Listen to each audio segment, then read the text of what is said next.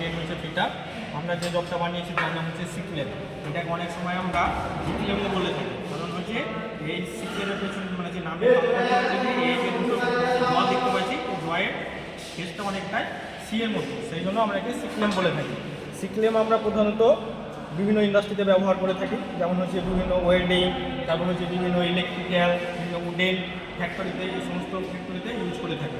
মানে যে এই মানে ইনস্ট্রুমেন্ট তৈরি করতে, এই সিকলেমকে তৈরি করতে আমাদের যে সমস্ত মানে ইনস্ট্রুমেন্টগুলি প্রয়োজন হয়েছে সেগুলি হলো তিনটি মানে হচ্ছে প্লেট 10 সেন্টিমিটার পরিমাপের, তারপর বোল্ট, নাট এবং হচ্ছে এখানে ইলেকট্রিক মানে যে এখানে ইলেকট্রিক গ্যাস ওয়েল্ডিং করা হয়েছে, ইলেকট্রিক ওয়েল্ডিং করা হয়েছে এবং ইলেকট্রিক ওয়েল্ডিং করা হয়েছে।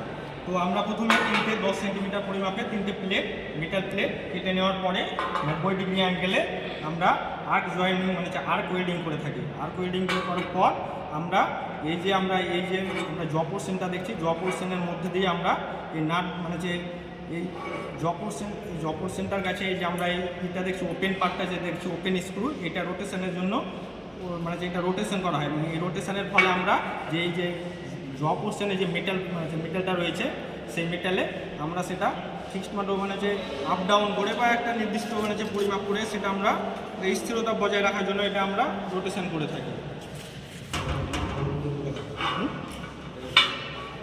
এটা আমরা এইভাবে হোল্ডিং করে থাকি, যেমন এই যে আমরা এটা ফিক্স পার্ট, এটাকে অনেক সময় মানে ওপেন স্ক্রু বলা হয়।